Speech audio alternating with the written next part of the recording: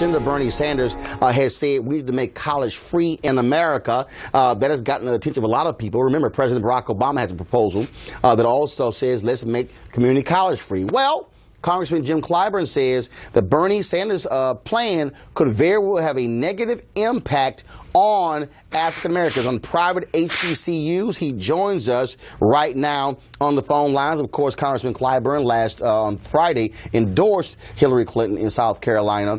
So, Congressman Clyburn, how do you see Sanders' plan hurting private HBCUs? Well, Roland, thank you so much for having me. But please rest assured, I made the same concerns known to the White House as well, and I have been public with that. Look, we have 103 HBCUs in this country. They provide a very special niche, a very needed niche in trying to provide higher education for African Americans all across this country. If you say that you're going to have free college, 2 years of college among public institutions, why would a student go to an HBCU, and most of which are private institutions, and to achieve your education? What will happen is that these HBCUs will all close down all across America because they will not be able to afford to stay open. If you tell me you are going to provide the resources for people to get these education, then I'm all for it. And so that's why we have student loans. That's why we have Pell Grants, because we want these students to go to college or some other post-secondary education, but we want all the institutions that provide that education to be undergirded in their roles. And so I believe we have to be very, very careful. So I've said to all of the people who are supporting Senator Sanders' proposals, and I've said to the White House that this is not the best way to do it. And when you talk about that, first of all, it's going to be extremely costly if you go that route. So does it make sense to you to say supply no interest loans as opposed to, or grants, as opposed to saying free for all? That's absolutely correct. No interest loans or low interest loans. Students pursuing an education are also building character. They are working on instilling responsibility. And every student I've ever met, including my own, I have 2 grandchildren in college. Let me tell you something. These young people want to invest in their futures. They want to assume responsibility for doing so. And they are looking for free stuff. They are looking for opportunities. And if you give them the opportunities, I believe that they will meet their responsibilities. But we got to do it in such a way that they can afford it. That's why when we did the recovery package and when we did the Affordable Care Act, a lot of people forget that we had over almost $50 billion in the Affordable Care Act. Everybody focused on health care, but we had education in there as well. We took over $40 billion away from banks so that the schools could make direct loans to the students. And that is where the way to do it is. Not free stuff, but put this money in the hands of these colleges and universities, Gotcha. Including the HBCUs. Let them make reasonable loans, and then let us have low to no interest for them to pay the loans back. The schools stay open, and the students get educated. All right, then. Congressman Clyburn, we surely appreciate it. Thanks a lot.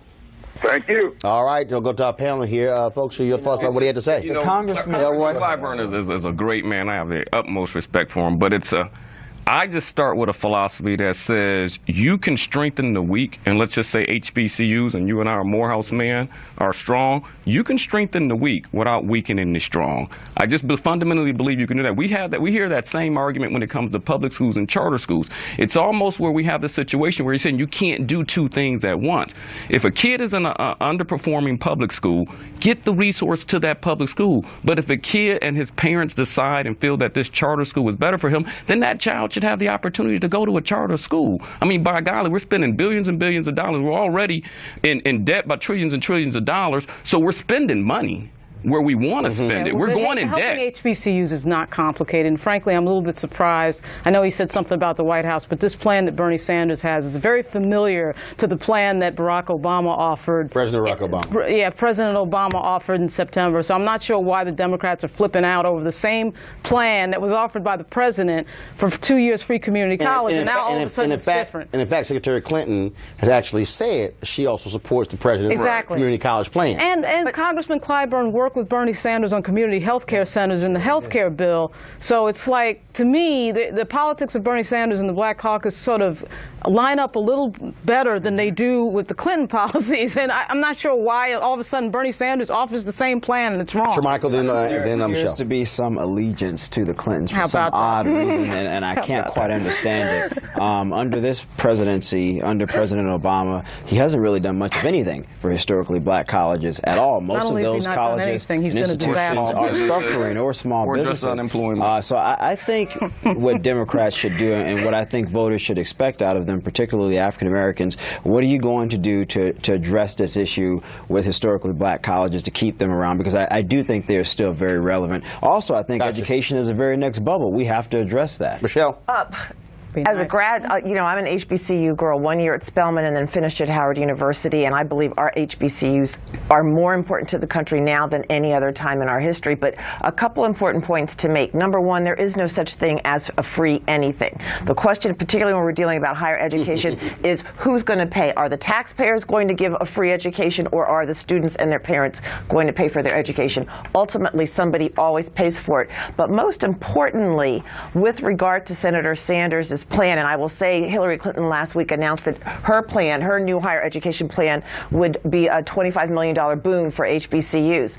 With regard to Bernie Sanders' plan, it is a fallacy, because it's almost as if we would be codifying inequality in the education system even further, because for all of the children who live in underprivileged neighborhoods, who live in an area where, by virtue of the zip code they live in, the schools may be inferior, and quite often are inferior, you can't even think about going to college. You have to be able to be prepared. The Department of Education is making a huge profit off of interest. I mean, the idea that nothing is free, of course nothing is free, but the Department of Education is making a huge profit off of student loans, and it would seem to me you could sort of turn that around into helping some institutions of higher education.